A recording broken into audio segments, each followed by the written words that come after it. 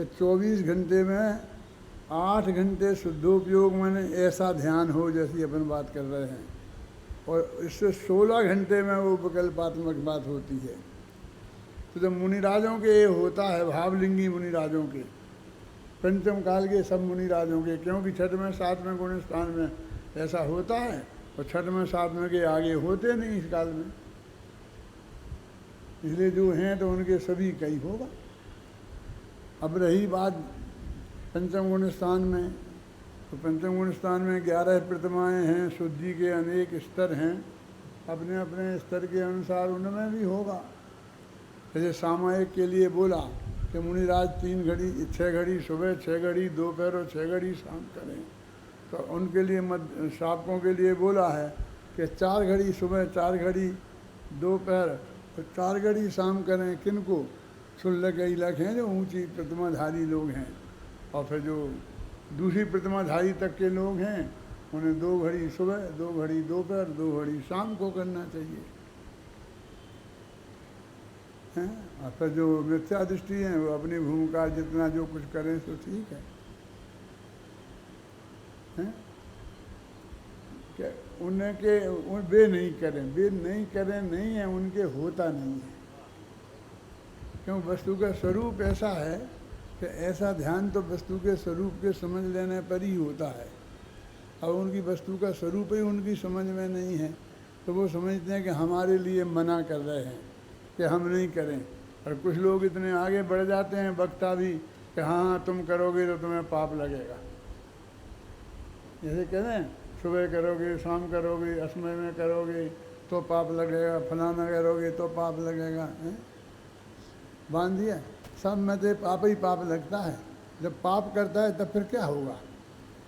तब कुछ पाप लगेगा या नहीं लगेगा? मैंने 2 वर्ष के बच्चे को, 1 वर्ष के बच्चे को हर बात में सिखाती हैं, बेटा ये पाप है, ये पाप है, ये पाप है। उधर को देखा तो पाप हो गया। अब वो बेचारा देखते धेरते देखते इतना घबराने लगता है कि हर बात में उसे पाप पाप देखने लगता है ना। तो पाप का स्वरूप क्या है, वास्तविक स्थिति क्या है, हम तो निर्णय करें। वो ऐसा ना हो जाए कि एक व्यक्ति अपनी पत्नी से जो कुछ कहता था तो कभी मानती थी, कभी नहीं मानती थी, और कभी कभी उसकी बहुत ज़रूरी बात होती थी वो भी नहीं मानती थी।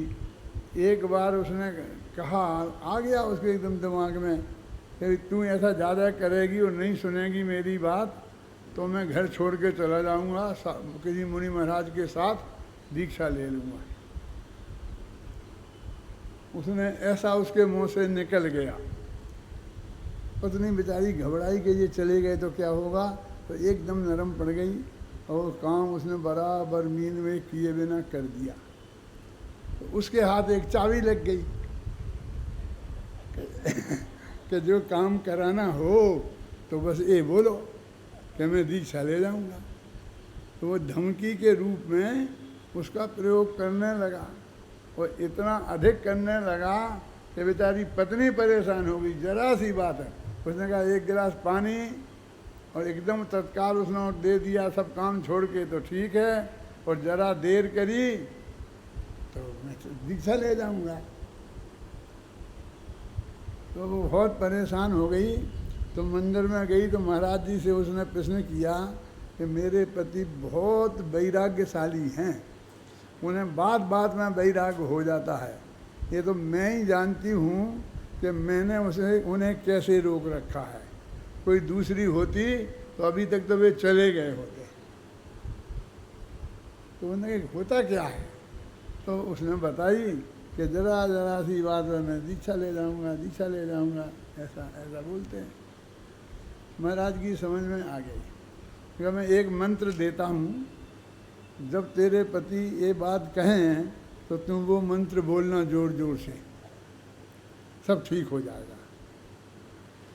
तो उसने मंत्र दिया कि घर छोड़ें यदि जिन मिलें तो अबहु छोड़ो कंत, वो घर छोड़ें घर घर फिरो तो कबहू न छोड़ियो कंज। समझ आई कि घर के छोड़ने से सिर्फ मिलता है, मुक्ति मिलती है। तो मैं हाथ जोड़ के निवेदन करती हूँ कि अब भी हाल छोड़ दो, देर क्यों करते हो। घर छोड़ें यदि शिव मिलें तो अबहू छोड़ो कंत, अभी छोड़ दो। और एक घर छोड़ के घर घर डोलने लग जाओ। यार एक घर में शांति से 2 टाइम खाना खाते हो और घर छोड़ दोगे तो सुबह इसके यहाँ, शाम को उसके यहाँ, सुबह उसके, घर घर डोलोगे। एक काम के लिए नहीं, सब कामों के लिए हैं? 5 इंद्रियों के विषयों के लिए कि घर छोड़ें घर घर फिरो तो कबहू ना छोड़ना। लेकिन घर छोड़ के भगवान मिलते हैं तो अब भी छोड़ दो। तो उसकी समझ में आ गई कि ये क्या कह रही है। तो उसके बाद धीरे धीरे बीमारी कम हो गई। मेरे कहने का मतलब है कि इन सब चीज़ों का जो वस्तु का स्वरूप का प्रतिपादन होता है, जहाँ जिस अपेक्षा से जो कथन है वो समझना चाहिए। उसका ऐसा अतिशय प्रयोग नहीं करना चाहिए कि जगह जगह में इसमें पाप है, इसमें पाप है, इसमें पाप है। इससे फिर नई बीमारी खड़ी हो जाएगी और फिर वो उस बीमारी का इलाज सोचने लगेगा कि क्या करूं मैं इस बीमारी का, क्योंकि मैं तो यहाँ कुछ भी नहीं कर सकता हूँ। बैठ के खड़ा हूँ तो मम्मी कहती है पाप लगेगा। अभी वो बच्चा बेचारा क्या समझेगा पाप क्या होता है और कैसे लगता है, क्या होता है। अरे मम्मी ही नहीं समझती है तो बच्चा क्या समझेगा, हैं? तो मैं आपसे ये बात कह रहा था कि हमारी स्थिति क्या है थोड़ी। जब ये कहा कुछ सोचो नहीं, कुछ बोलो नहीं और कुछ करो मती, तो इसको ऐसा असंभव नहीं है। जब आपने ध्यान के लिए ऐसा नहीं किया अध्यात्म, तब भी कभी कभी ऐसा हो जाता है कि हमारा कुछ करना बंद हो जाता है। ऐसे ही कैसे हम बिल्कुल पत्थर की मूर्ति जैसे बैठे रह जाते हैं और हम कुछ बोलते भी नहीं हैं और सोचना भी बंद हो जाता है। ऐसी आंखें फाड़े के फाड़े रह जाते हैं। ऐसा होता है हमारे पास कभी कभी। यानी वो स्थिति जो हम आपको बता रहे हैं, आपको आत्मा का ध्यान के विकल्प के बिना भी कभी कभी ऐसी हो जाती है। तो या तो उसे हम मरा समझ लेते हैं, या उसे डॉक्टर को बुलाने लगते हैं, या कोई बीमारी समझ लेते हैं कि वे तो एकदम उनने ऐसा देखा, इस आदमी की लाश देखी तो आंखें फाड़ के ही रह गए। ऐसी फाड़ के ही रह गए। फाड़ के रह गए माने आंखें बंद करना, जो खोलना जो होता है वो नहीं हुआ। क्षण को हुआ होगा, ऐसे ज़्यादा तो नहीं होता है ना, लेकिन थोड़ा ही अननेचुरल हुआ कि आँख में फाड़ के रह गया और बिल्कुल एक शब्द बोले नहीं। तो अपन कहते हैं ना, वो पति का स्वर्गवास हो गया तो पत्नी ऐसी अवाक रह गई। अब वो किसी से बातें ही नहीं करती, बोलती ही नहीं, कुछ काम में रस नहीं रहा, कुछ काम भी नहीं करती है और कुछ सोचती हो ऐसा भी नहीं लगता। वैसे ऐसी पत्थर की मूर्ति जैसी बन गई। ऐसा अपन बोलते कि नहीं बोलते हैं? तो शोक में भी ऐसा होता है कि नहीं होता है? मेरे कहने का अर्थ ये है कि यदि हमें मैंने जो रास्ता बताया उस रास्ते से भी कभी ऐसा हो गया और सचमुच वो आपका निश्चय धर्म ध्यान हो गया है, आप ज्ञानी धर्मात्मा होंगे तो ये घर वाले तुम्हें पागल समझ लेंगे कि वे तो कुछ बोलते ही नहीं हैं, वे तो कुछ सोचते ही नहीं, कहते आंखें फाड़ के ही रह गए, आंखें तक बंद तक नहीं करते हैं। 10 दफ़े कुछ बोलो तो जवाब ही नहीं देते हैं। ऐसी अवस्था है कि नहीं है? ये जगत भी नहीं समझेगा इसके स्वरूप को तो वो हो जाएगा ऐसा, तो तुमको ऐसा ही समझेंगे। और अभी हम भी ऐसा ही समझते हैं। जो मैं जैसी बात बता रहा हूँ प्रदीप जी, यदि ऐसी स्थिति किसी की हो जाए तो आप क्या कहें? तो डॉक्टर को बुलाओ, जल्दी बुलाओ, डॉक्टर मनोवैज्ञानिक को बुलाओ, ऐसा कराओ। ये वो डॉक्टर कहते हैं इसे रुलाओ, ये रोएगी नहीं तो पागल हो जाएगी। पति का स्वर्गवास हो गया, अगर वो जड़ जैसी बन के रह जाती है ना, तो हम कहते हैं ना कैसे रुलाओ और एक दफे खूब रोने दो, अच्छी तरह से आंसू निकल जाने दो, मन की सब निकल जाने दो, और जो ऐसे कहना है खूब कहने दो, किसी को भला बुरा कहना हो तो भला बुरा कहने दो, रोको मत, वो बीमारी ठीक हो जाएगी। ये सवाल नहीं है कि जिसको भला बुरा कह रही है जो उसका बुरा करे, और हम ये चाहते हैं। कई दिन वे सुनेंगे तो वे क्या कहेंगे कि वे कहेंगे जो कहेंगे, पहले इसका तो निकल जाने दो दिल से। ऐसा बोलते क्या नहीं बोलते हैं? मेरे कहने का मतलब ये है कि जिस अवस्था का यहाँ वर्णन किया जा रहा है इतने दिनों से, करीब 15 दिन तो हो गए, 2-1 दिन कम होंगे, तो ऐसी स्थिति हो जाएगी तो हमको लोग क्या समझेंगे? तुम तो ये कहते हो, सम्यक दर्शन भी किसी को हो गया, और सम्यक दृष्टि के आचरण के कितने स्वरूप हैं इसकी आपको कल्पना नहीं है। कभी कभी मैं आपको बोला करता हूँ कि ऐसा भी उत्कृष्ट स्वरूप होता है कि बिल्कुल शांत, जिनके लिए जयपुर जयचंद जी छाबड़ा ने लिखा है, मुनि बर वृत्तिता की रही ताके माही अचल। ये क्या लिखा हूँ? सरवार सिद्धि की वचनिका पंडित जयचंद जी छाबड़ा ने की, और सरवार सिद्धि की वचनिका में टोटल उन्हें प्रशस्ति लिखी। प्रशस्ति समझते हो? अंत में अपना नाम लिखते हैं, बाप का नाम लिखते हैं, अपना परिचय लिखते हैं, मैंने ये किताब बनाई, कहाँ रह के बैठ के बनाई, किस निमित्त से बनाई, जो कुछ भी उन्हें लिखना होता है वो प्रशस्ति में लिख देते हैं। उससे उसकी प्रमाणिकता है, वो कोई ख़राब चीज़ नहीं है कि जिनने लिखी वे हल्के स्तर के आचार्य हो गए, पंडित हो गए, और जिनने नहीं लिखी वे बहुत महान हो गए। नहीं लिखी तो नहीं लिखी, लिखी तो लिखी, उससे अच्छे बुरे का कोई निर्णय नहीं है। लेकिन वो लिखते हैं तो उनने लिखा, क्या लिखी? सरवार सिद्धि की वचनिका। ये उनने टीका लिखी, किसने? पंडित जयचंद जी छाबड़ा ने। और टोडरमल जी के बारे में उनको दिमाग में आ गया, तो उनने लिखा कि मैं 22 वर्ष की उम्र में जयपुर आया था अपने गांव से। उनका गांव था पास में फागी गांव है। तो फागी गांव से जयपुर आए थे, तो वहाँ पंडित टोडरमल जी का प्रवचन होता था बड़े मंदिर में, है ना, तेरापंथियों का बड़ा मंदिर है ना, उस मंदिर में प्रवचन होता था मोती सिंह भूमियों के रास्ते में। तो मैं वहाँ उसमें प्रवचन सुनने जाया करता था। आता तो था अपने व्यापारिक काम से,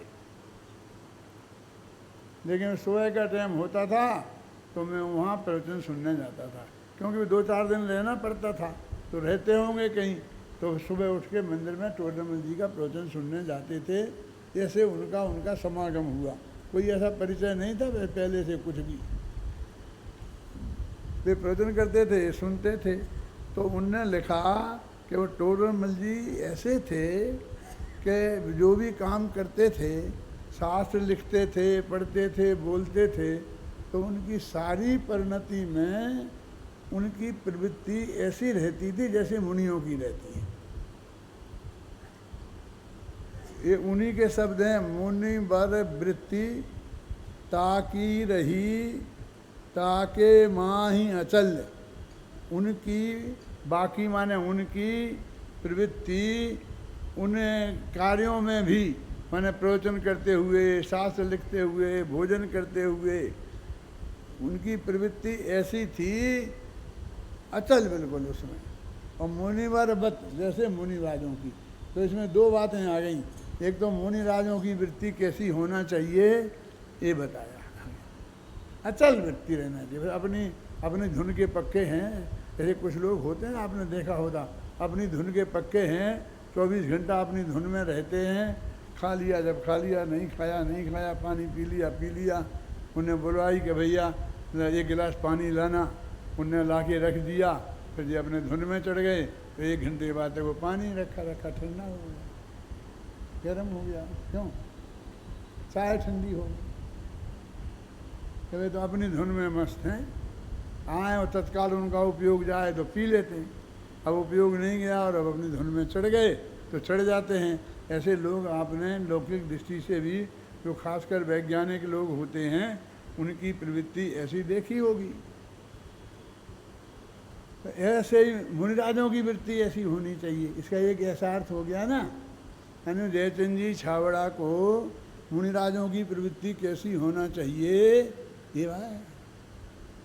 अब मैं मुनिराजों की प्रवृत्ति ज़्यादा बताऊंगा तो कुछ लोग कहेंगे कि आप अपनी बात से अलग चले गए थे, कई तो बहुत अच्छी बात थी और फिर मुनिराजों की बात पे आ गए। तो मुनिराजों की बात बुरी होती है क्यों? मैंने मुनिराजों की कोई बुरी बात कही थी? मैं तो मुनिराजों की बहुत अच्छी अच्छी बात कही थी कि उनकी प्रवृत्ति कैसी महान होती है कि किसी और आदमी की अच्छी वृत्ति और प्रवृत्ति बतानी हो तो उनका उदाहरण दिया जाता है, तो उनकी कितनी महान होती होगी। मैंने तो ऐसी वृत्ति कि जिनका एक तरफ ध्यान हो जाता है, उनकी हर लोगों की ऐसी प्रवृत्ति हो जाती है। अब यहाँ क्या हो गया? ये तो कोई वैज्ञानिक नहीं है, ये तो कोई वैज्ञानिक की हो जाती होगी, कोई मुनि की हो जाती होगी। अब हम तो साधारण गृहस्थ हैं, व्यापारी हैं, और हमारा तो सब चलता है, हम क्या करें? ऐसा भी प्रश्न है ना लोगों का।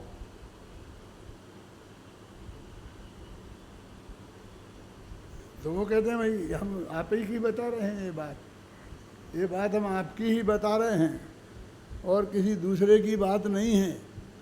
24 घंटे में आपको कहा ना कि एक घड़ी सुबह, एक घड़ी शाम और एक घड़ी दो घड़ी बताया था ना।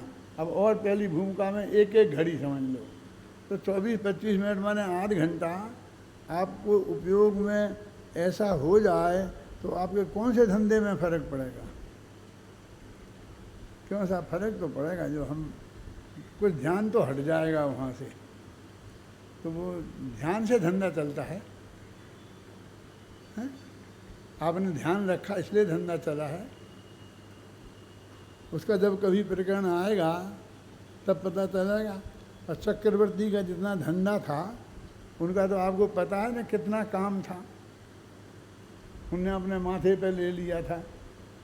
अरे वो भी कहते हैं ना सामायिक देने खड़े होते थे तो शास्त्रों में लिखा गया कि तो वज्रसम नारा सैनन के धनी थे ना, तो वे खड़े होकर सामायिक कर सकते थे।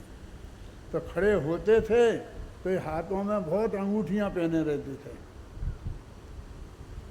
है ना। तो ऐसे खड़े होते थे तो वे सारी अंगूठियां धीरे धीरे निकल के ज़मीन पे गिर जाती थी। क्या मतलब? हाथ इतने ढीले हो जाते थे, उन पे से उपयोग इतना हट जाता था कि वे उंगलियां जो ढीली नहीं थी फिर भी सब गिर जाती थी नीचे। देखा ना, पढ़ा आपने कि नहीं पढ़ा? तो ऐसा ध्यान वे कर लेते थे। इतना धंधा होने पर भी ये धंधे का बहाना नहीं चलेगा। कह नहीं साहब पंडित जी हम तो यही सोच लिया है कि हम तो सब छोड़ देंगे। हम छोड़ने की कह ही नहीं रहे, और ये कह रहा हम तो ये सोच लिया है कि हम तो सब छोड़ देंगे, बस ये बच्चा ज़रा काम संभाल ले और बस फिर हम तो आप ही के साथ हो जाएंगे। हमारे साथ हो गए क्या करोगे? हम तो गृहस्थ ही हैं, हम कौन से साधु हैं?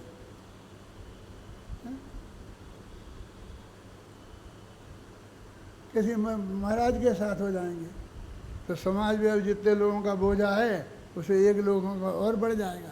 आपको मैं सच्ची घटना सुनाता हूँ, आर्टिफिशियल नहीं है। मैं था अशोक नगर में आज से 52-53 साल पहले। तो वहाँ एक थे, नाम बता दूँ कुछ कोई नहीं, मूलचंद जी थे।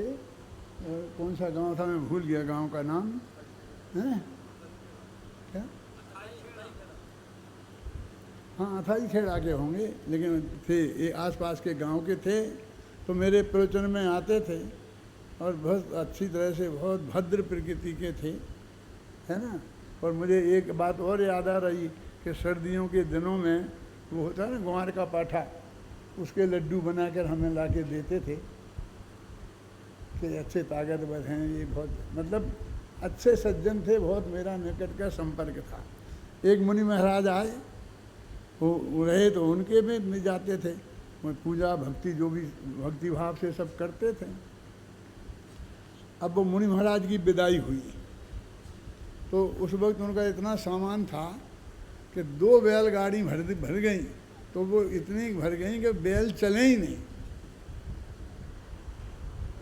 तो फिर वे गाड़ी कैंसिल करके एक ट्रक भगाया गया।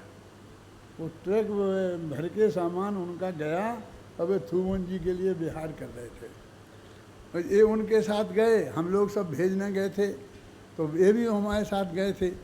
तो वो उनके साथ उनका पिछी कमंडल महाराज का इनने ले लिया था, अपने हाथ में ले लेते हैं ना बिहार के समय, तो वो पिछी कमंडल ले लिया था। तो महाराज ने कहा कि भाई पिछी कमंडल मेरा दो और तुम लोग वापस जाओ। कब तक जाओगे? 3-4 किलोमीटर हो गए, अब कब तक जाओगे? तो सब लोग तो लौट गए थे, वो 2-4 लोग लगे रहते हैं ना, ज़्यादा भगत होते हैं, तो वे लगे रहे, समझे ना, उनके साथ। और उन्हें पिछी कमंडल महाराज को नहीं दिया। फिर और आगे चलते रहे और आगे चलते गए। तो महाराज के मुँह से निकल गया कि तुम्हारा पिछी कमंडल लेने का विचार है क्या? देते क्यों नहीं हो? क्या तुम्हारा पिछी कमंडल लेने का विचार है? कि महाराज दे दो तो ले लेंगे। ऐसा उन्होंने कह दिया और वो उनके साथ चले गए तो सीधे थुवन जी तक चले गए। वो छोटा सा रास्ता है जो एक दिन में ही जा सकते हैं, अमरोद होता हुआ है। हम लोग तो सब वापस आ गए थे और वे चले गए। अब वो यहाँ हल्ला गुल्ला मच गया। वहाँ जाकर शाम को महाराज ने कहा, महाराज ने उन्हें छुल्लक दीक्षा दे दी और वे पिछी कमंडल लेके और छुल्लक बन गए। कुछ समझते नहीं थे, आप समझे ना, भद्र प्रकृति के थे। हैं? अब उनके लड़के ने बेचारे ने एक वहाँ पर बसें तो ऐसी थी नहीं, गाड़ियाँ थी नहीं, तो एक ट्रक उसने किया। उस ट्रक में भरकर हमें भी बैठाल कर और वो लेके गया उनको वहाँ कि अपन पिताजी को समझाएंगे। समझाने के लिए गए वहाँ। तो वहाँ जाके हमें मालूम नहीं था कि उन्होंने दीक्षा ले ली है। तो वहाँ जाके बैठे तो दीक्षा लेके बैठे थे। सर्दियों के भयंकर दिन थे, बहुत सर्दी पड़ रही थी। तो जब दोपहरी में जब धूप में वे जा रहे थे, जब उनने महाराज से कहा था कि ठीक है आप दोगे तो ले लेंगे, तब तो बहुत अच्छी लग रही थी धूप। और शाम को जब वो 7-8 बज गए तो भयंकर सर्दी पड़ी, हवा चलती थी एकदम, तो कांप रहे थे। अब उनके अंदर कमरे में, क्यों बाहर तो वे आ नहीं सकते थे, बहुत हवा चल रही थी। हम सब लोग गए, हमने बहुत विनय करके हाथ जोड़ के, आओ पंडित जी, और सब ऐसा कहा। मैंने कहा कि आप दीक्षा ले ली? कि हाँ ले ली। अब मैंने कहा ऐसा करो कि आप पैसे वाले आदमी हो, पैसे की तो आपको कोई कमी है नहीं। अभी देखो महाराज का ट्रक बुलाना पड़ा। अभी समाज की, हर गांव की समाज की ये ताकत नहीं है कि वो ट्रक बुलाए और भेजे और अपने गांव से दूसरे गांव महाराज को भेज दे। हर एक गाँव, छोटे छोटे गांव हैं, गरीब लोग बेचारे रहते हैं, और तुम्हारे पास पैसा बहुत है तो एक ट्रक तुम अपने साथ ले लो। अपने बेटे से कहो कि एक ट्रक, क्योंकि अब तुम लोगे तो तुम्हारा भी एक ट्रक होगा। नहीं नहीं नहीं, हाथ जोड़ कर नहीं नहीं नहीं, आप जो कहोगे सो ही करूँगा, आप जो कहोगे वो करूँगा, ऐसा कहने लग गए। क्योंकि तब तक उनका विचार, कुछ सर्दी लगी थी ना।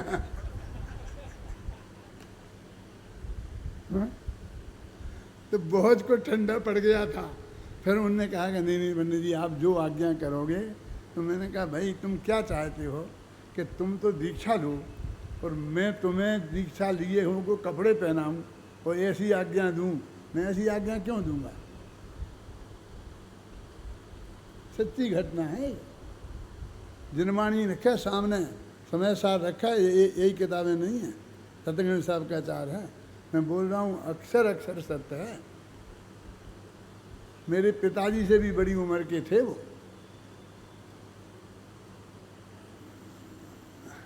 फिर मैंने कहा ज़रा सोचना था, बात करना था। रोज़ाना प्रवचन में आते थे तो आपने ये हंसी खेल रखा, समझ रखा है, ये दीक्षा लेना, ये करना, ये करना। अब तो तुम्हारे महाराज के हाथ में है, महाराज से पूछे बिना हम कुछ नहीं कह सकते हैं क्या? नहीं नहीं नहीं, फिर मैं तो मैंने कहा कि मैं तुम्हें लौट के घर जाने की बात नहीं कहूँगा। तुम्हारा बगीचा है अशोकनगर में और बिल्कुल मंदिर के पास है जहाँ हम प्रवचन करते हैं। अब उसमें जाकर एक कुटिया में रहोगे,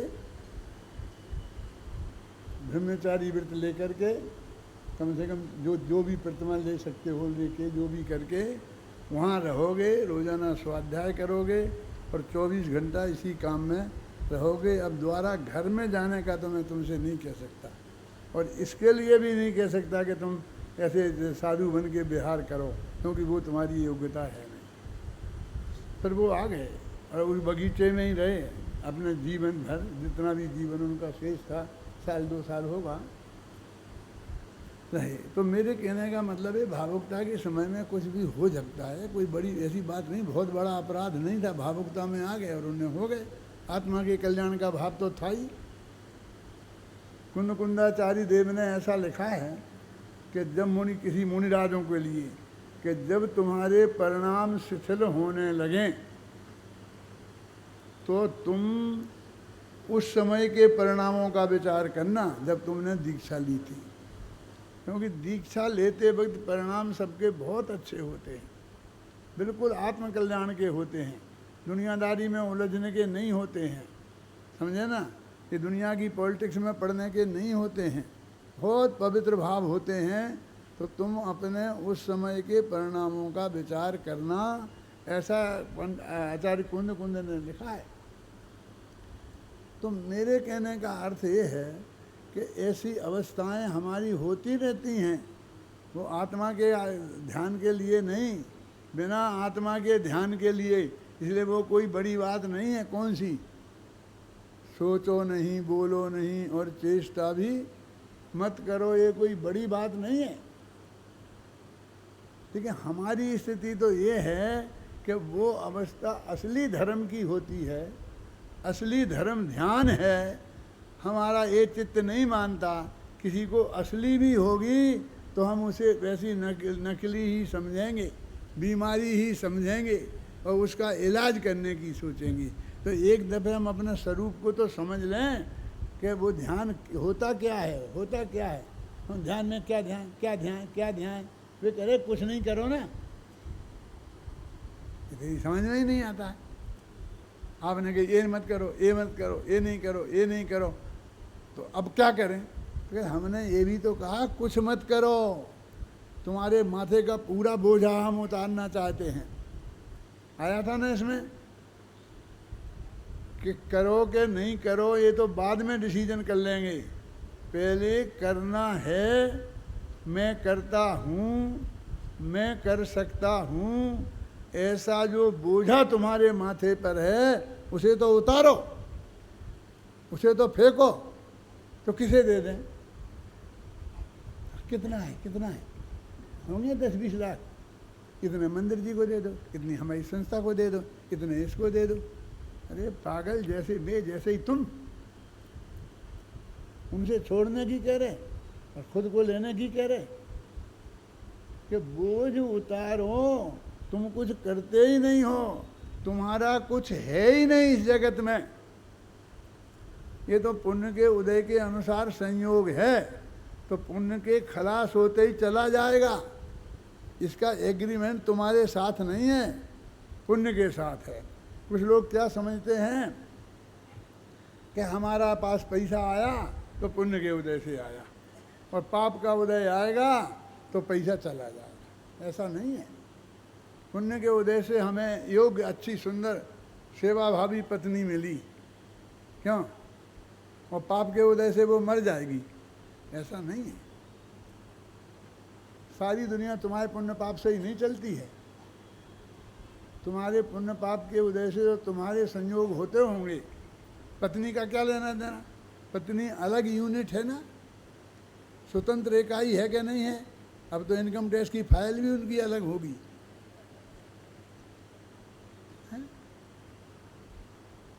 मेरे कहने का मतलब है कि तुम्हारी पुण्य पाप से सब होगा? नहीं होगा। तो क्या होगा? अरे पाप का उदय आएगा तो पत्नी नहीं मरेगी,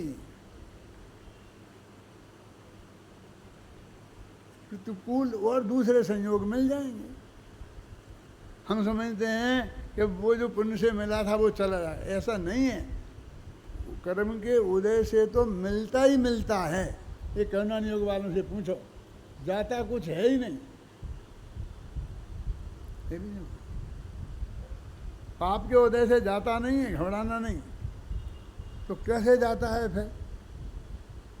पुण्य के उदय से पुण्य इष्ट सामग्री मिलती है, और पाप के उदय से अनिष्ट सामग्री मिलती है। अब समझ में आया ना? आपकी में मिलता ही मिलता है, जाता कुछ नहीं।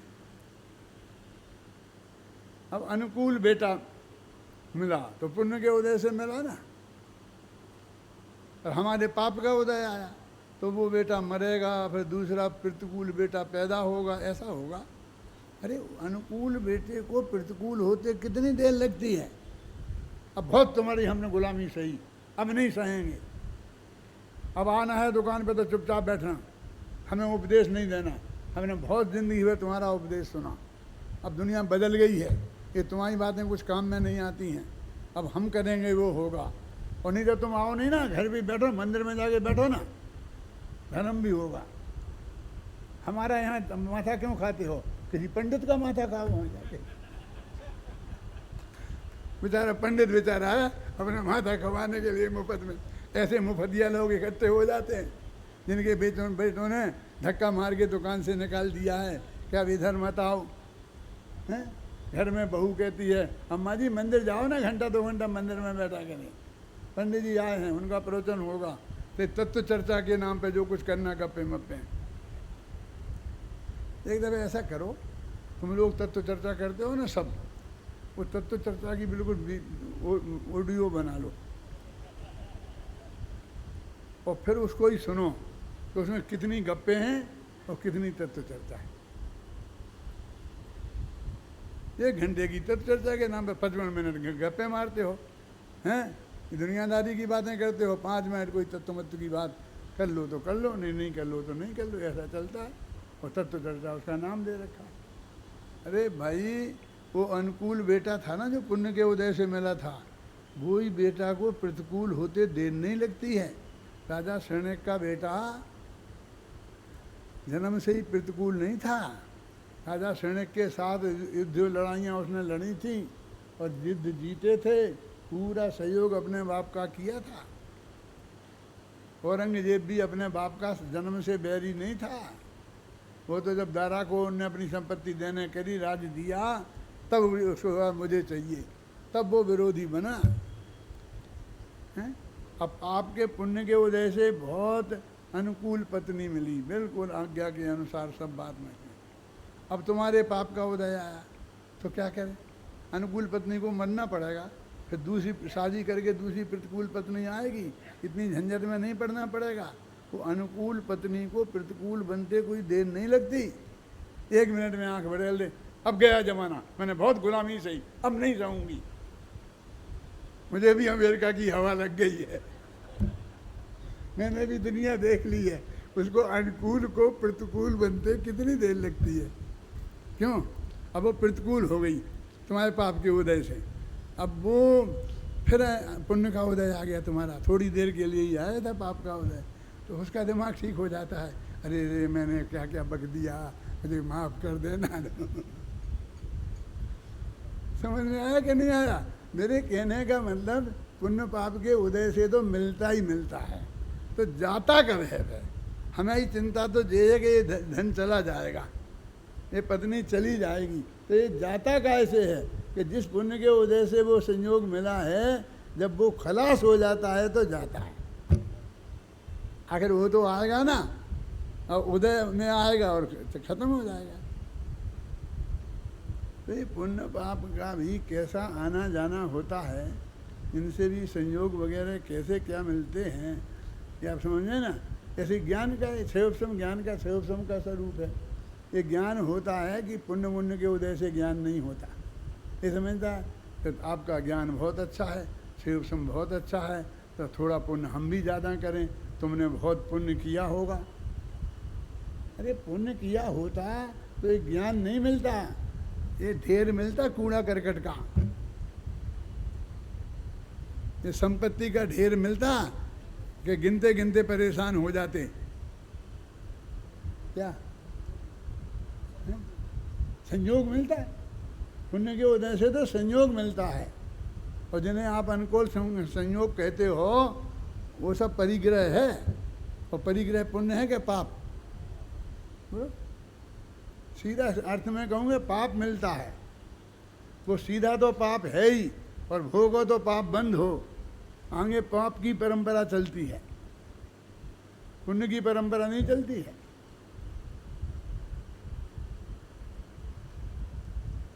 और फिर बहुत लोग कहे तुमने ही तो कही थी एक दिन कि वो 7 से पुण्य बनता है, पूजा करते हैं तो उससे बजे प्रवचन सुनने को मिलता है, ऐसे अच्छे संयोग भी तो मिलते हैं, तत्व ज्ञान की प्राप्ति के संयोग भी तो प्राप्त होते हैं, ऐसा आपने कहा था। यहाँ कहा था, लेकिन फिर वो यहाँ हिसाब लगाओ कि वो लाखों मिलते हैं वो, और एक आध मिलता है ये।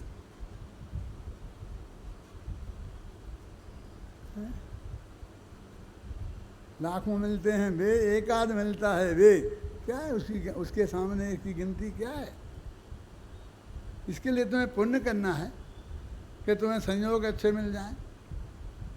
ये ऐसा पुण्य तो मुफ्त में हो जाता, तुम धर्म करोगे ना, यानी तुम मुनि अवस्था में पहुंच जाओगे तो भी 8 घंटा शुद्धोपयोग होगा जिससे कर्म करते हैं, तो 16 घंटा शुभोपयोग होगा जिससे मिलते हैं अच्छे से अच्छे संयोग, तो खूब मिलेंगे, घबराना नहीं, खत्म नहीं हो जाएंगे।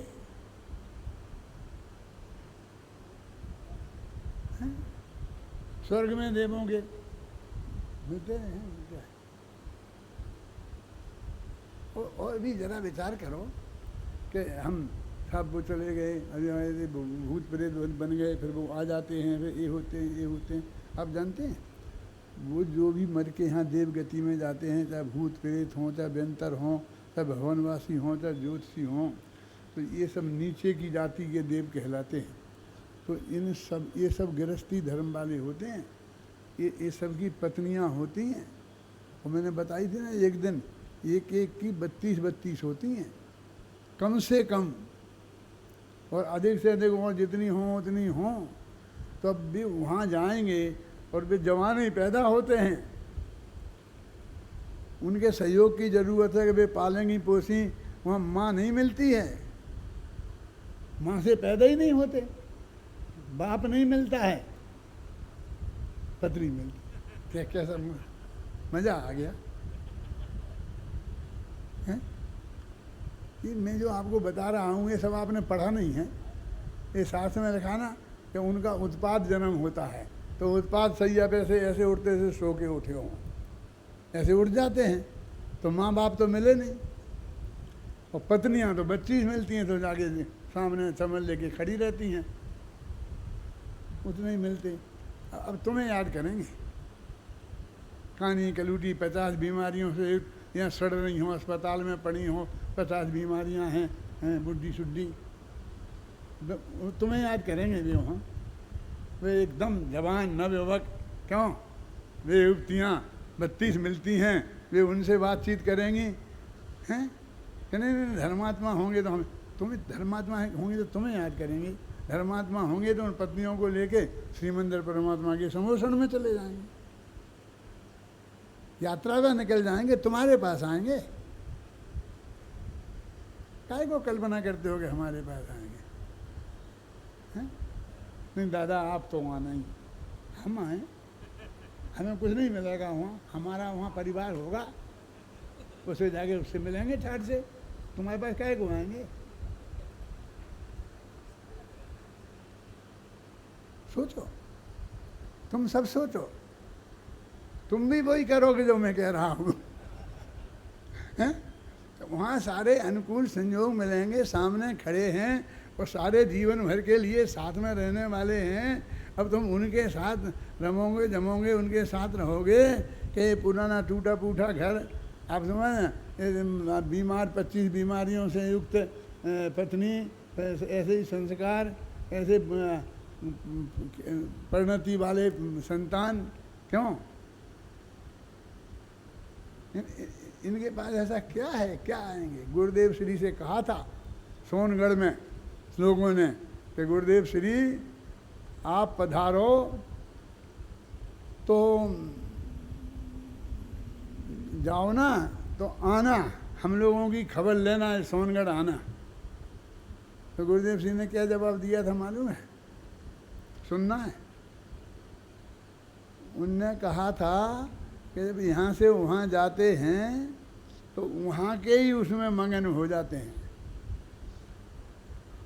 और एक पल भर तक तो वहाँ याद नहीं आती है, पल भर नहीं, बरसों तक अपने में मगन हो जाते हैं। और याद भी आए तो वहाँ का एक पल यहाँ के 60 वर्ष के बराबर होता है। तो याद आए एक पल बाद भी तो 60 वर्ष बाद कुछ याद आएगी, सोचेंगे कि देख के तो आए वहाँ क्या हुआ। कौतूहल जगेगा, आकर तुम्हारे साथ रहने के लिए नहीं, तुम्हारा भला बुरा करने के लिए नहीं, कौतूहल जैसे अपन को होता है ना, जब अपने सूरत आ गए, कमाने धमाने में लग गए, अब 20 साल भरिया गए, अरबपति बन गए, है ना, तो बढ़िया कौन सी कार, मर्सिडीज कार लेकर फिर अपने गांव जाने का भाव आता है कि हम देख के आए कहाँ क्या, वहाँ लोग हमारे साथी कैसे क्या हैं, और उन्हें अपनी मर्सिडीज भी दिखाया है?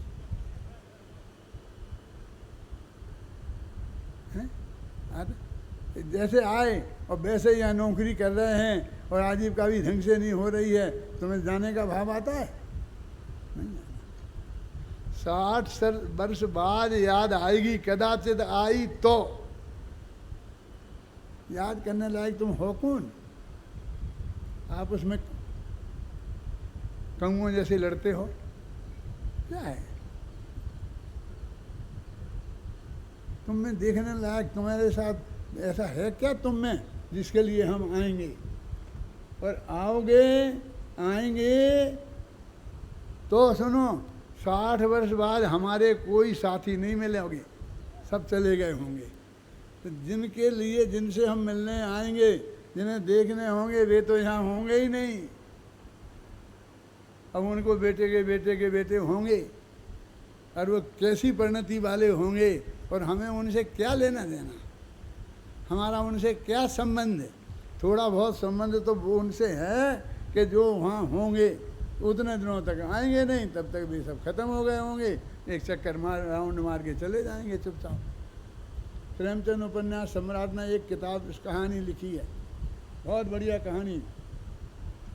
मैंने उन विद्यार्थियों ने पूछा था ना कि सबसे बढ़िया लेखक कौन है आपकी दृष्टि में, तो मैंने प्रेमचंद का नाम लिया था। है एक आदमी सेना में भर्ती हो गया, चला गया, लड़ाई में चला गया, मोर्चे पे चला गया, 20-25 साल बाद जब रिटायर्ड हुआ तो उसे याद आई कि मुझे अपने गांव में जाके देखना चाहिए।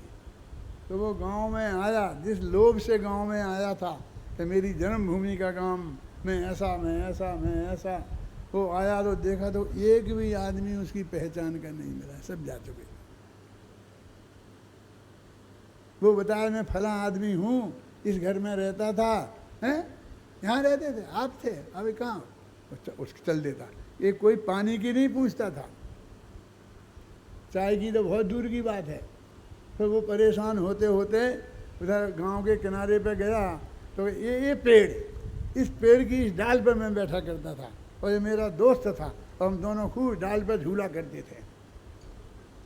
जैसे उसकी याद आई और वो बहुत मग्न हो गया। वो दोस्त को खोजने गया तो वो दोस्त कहीं मिला ही नहीं। आखिर जो गया था कि मैं महीना 15 दिन रहूँगा अपने गांव में, वो 2 घंटे भी नहीं बिता पाया और लौट के चला आया। गुरुदेव आएंगे तो 5 मिनट नहीं बिता पाएंगे।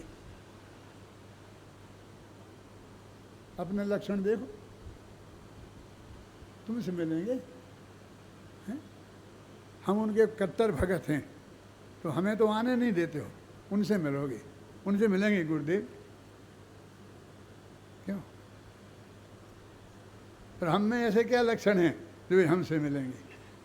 मेरे कहने का अर्थ ये है कि ये व्यर्थ की कल्पनाओं से कोई फ़ायदा नहीं है। जो गया सो गया, अनंत काल तक उसका संयोग नहीं मिलेगा। ऐसा ऐसा समझ लेना, जो आया सो आया। ये संयोग का ये हिसाब किताब अलग है, तुम्हारे हिसाब से नहीं है, वो कर्म फिलॉसफी से है। अभी देखा वो पूजन करना चाहिए क्या नहीं, करना तो चाहिए, पर कैसे करना चाहिए। अब क्या बताएं कैसे करना चाहिए। जैसे करते हो वैसे ही करो, और क्या करें। उसे कोई बहुत बड़ा कमाल तो होने वाला है नहीं, है ना। पुण्य बनेगा, साथी से भी बन सकता है। एक पंक्ति लिखी है ना कि तुम स्वर्ग संपदा पालोगे, है, निकाल सकता है कि तुम ये भाव करोगे तो स्वर्ग संपदा तो पालोगे, लेकिन तुम्हें मोक्ष किया रास्ता नहीं मिलेगा, तुम मोक्ष में जाओगे ऐसा नहीं है। ऐसा करोगे तो तुम वो कौन सा है मालूम, वो प्रकरण है जिसमें वो कहता है कि मैं अकेले तुम्हारी क्रमबद्ध पर्याय को नहीं मानूंगा और सब करूंगा, पूजा करूंगा, पाठ करूंगा, स्वाध्याय करूंगा, अभक्ष भक्षण नहीं खाऊंगा, रात्रि भोजन नहीं करूंगा, छना पानी पीऊंगा और सब करूंगा और आत्मा का ध्यान करूंगा और मैं भी मोक्ष चला जाऊंगा, अकेला क्रमबद्ध पर्याय को नहीं मानूंगा। तो उसमें जवाब दिया है, क्रमबद्ध पर्याय को नहीं मानोगे तो वस्तु तत्व तुम्हारी समझ में नहीं आएगा। वस्तु तत्व समझ में नहीं आएगा तो तुम्हारा उपयोग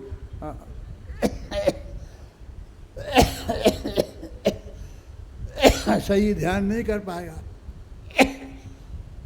और पूजा पाठ करोगे तो स्वर्ग संपदा तो पालोगे, लेकिन मोक्ष तुम्हें नहीं मिलेगा। है बोलो, अभी मैंने सुना दिया गद्य में, तुम्हें पद्य में वो सुनाएगा। ऐसा मैंने सोचा था, तो वो मैंने फिर बाद में पद्य में बांध दिया। हाँ पढ़ो। पूरा प्रकरण पढ़ूं कि वो हाँ, पंक्ति पढ़ूं? भैया पूरा पढ़ दे, क्या है, कौन सा पूरा कितना है। क्रम नियमित पर्याय, पृष्ठ क्रमांक 20, छंद नंबर 76। भावी पर्याय भी नियमित हम ऐसा माने नहीं, किंतु निज आत्म का ही ज्ञान ध्यान एवं पूरा श्रद्धान करें।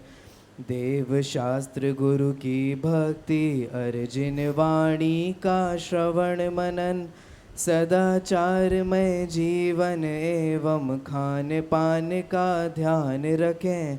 इसमें क्या है कमी, अरे हम भी आत्म के साधक हैं, मुक्ति मार्ग के पथिक और हम आत्म के आराधक हैं। शक्ति के अनुसार व्रताधिक पालें एवं दान करें, उपवास आदिक करें और आखिर मुक्ति का वर्ण करें। यह सब तो है ठीक, किंतु क्रम नियमित पर्यायों को यदि मानोगे नहीं, धर्म का मर्म समझ ना पाओगे। ढोते रहना अरे निरंतर कर्तापन के बोझे को, प्राप्त नहीं कर पाओगे तुम आत्म के सच्चे सुख को। कर सकते कुछ नहीं, किंतु करने का बोझा माथे पर रख कर विकल्प करते रहना, रोते रहना तुम जीवन भर। सदाचारमय जीवन से तुम स्वर्ग संपदा पालोगे, पर कर्तापन का बोझ उतारे बिना मुक्ति ना पाओगे।